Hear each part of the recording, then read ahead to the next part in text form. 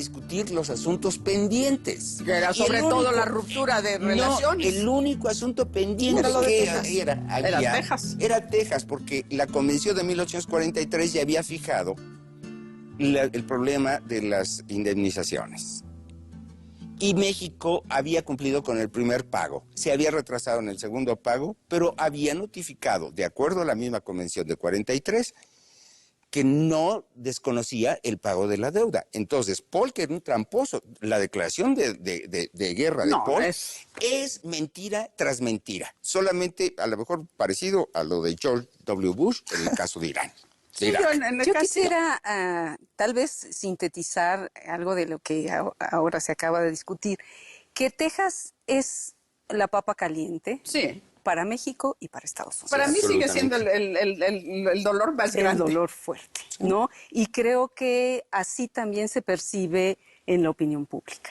Por otro lado, sí pienso que México también apostaba a otro factor importante, los conflictos de los Estados Unidos con los británicos por Oregon.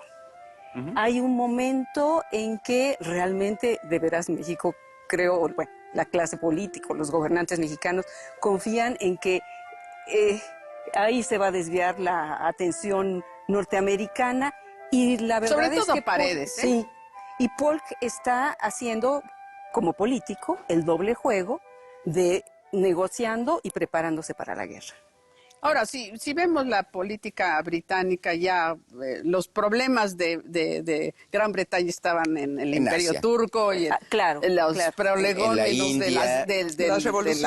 de la guerra de Crimea. Así es que no estaban dispuestos pero nunca estuvieron dispuestos a comprometerse por México. Siempre a través de los años, desde la creación de Texas, ellos veían esa franja como necesaria para detener el expansionismo norteamericano. Por eso insistían tanto en México. Hubo primeros ministros, Aberdeen, que le ofrece a México la garantía de la frontera, a cambio de que reconozca Texas. Pero Santana, pues, tan irresponsable, no se da cuenta de la oferta.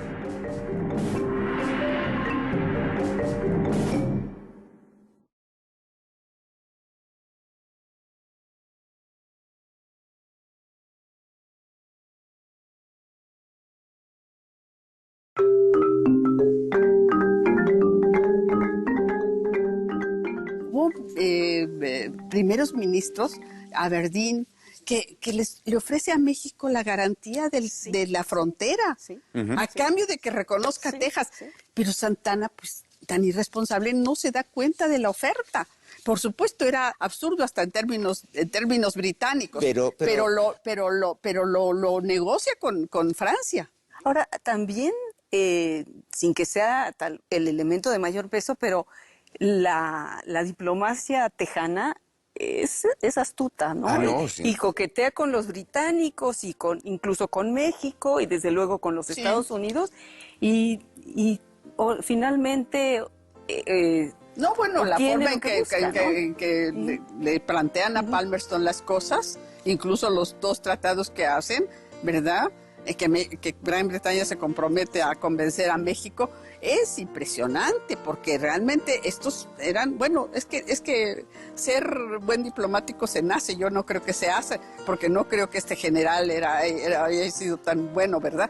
Pero eso sí, y ahí sí los diplomáticos, yo creo que, sobre todo Thomas, el queridísimo representante de México en Nueva Bretaña, es verdaderamente siniestro. Incluso no le quiere después de entregar el puesto a Mora.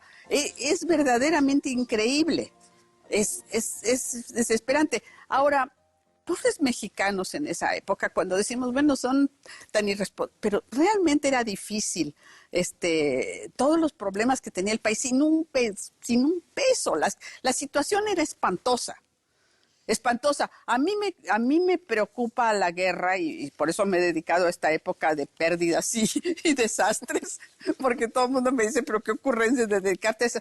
Porque siempre me pregunté cuando estudié historia de Estados Unidos, ¿cómo era posible que aquellas miserables colonias de 76 que están pegadas a la costa, con todo su expansionismo estaban pegadas a la costa, fueran con la Nueva España, que era la potencia de América, caramba. Ese contraste, ¿cómo es posible? ¿Qué había pasado? Bueno, y ahora lo sabemos, pues la debilitación, la descapitalización que sufre con las guerras, todas las guerras de España, y con la invasión, todo lo sale de México. Y además, los benditos curas que dilapidan también lo que quedaba, y la guerra cuesta mucho. Una cosa que es muy importante, y aquí el contraste con los Estados Unidos es doloroso, pero es fundamental. Los Estados Unidos alcanzan su independencia. Antes de alcanzar su independencia, adoptan una constitución, los artículos de la Confederación, que no funcionan, y muy institucionalmente llevan a cabo una modificación. Bueno, convocan a un Congreso que no tenía originalmente la idea de hacer una nueva constitución, pero hace una nueva constitución. Es una convención, no es Congreso. Esa misma constitución la tienen todavía hoy. Está vigente.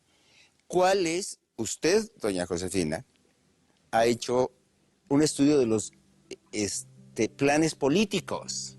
¿Cuántos planes políticos en el siglo XIX? Pero, Chucho, ahí te estás olvidando. Éramos una sociedad verdaderamente y con una clase política, para mí, absolutamente irresponsable. No siempre. Que no veía, bueno, algunas veces, pero a fin de cuentas, la solución no era una solución institucional, y finalmente se llegaba a la descalificación. No había, los congresos mexicanos alcanzaron consenso, y yo creo que eso es una lección que debemos aprender. Si discutamos México, tenemos que discutir qué nos pasó en el pasado y qué nos debilitó. No, sobre todo que el Congreso de hoy se parece a aquel, al del 47. Exactamente.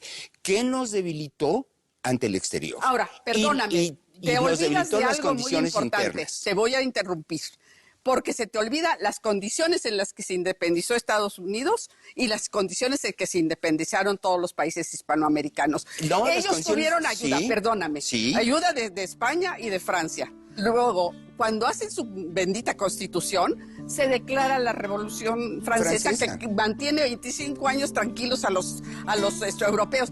Es decir, sin interferencias. Nosotros no pudimos hacer reformas fiscales por los comerciantes extranjeros. De acuerdo. Y luego, otra cosa, aprovechan la guerra para comerciar y contrabandear como neutrales, para abalanzarse sobre más territorio.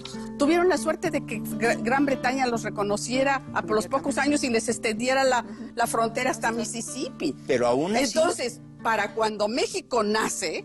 Ellos ya están del mismo tamaño que México. Pero tienen problemas internos. No, es así que están a punto de fragmentarse. Pero fíjate que ahí sí estás, la balanza, la simetría es parte, pero nosotros no teníamos, la única ventaja que tuvieron los norteamericanos era una cohesión en local, bien organizada, que permitió, y tenían...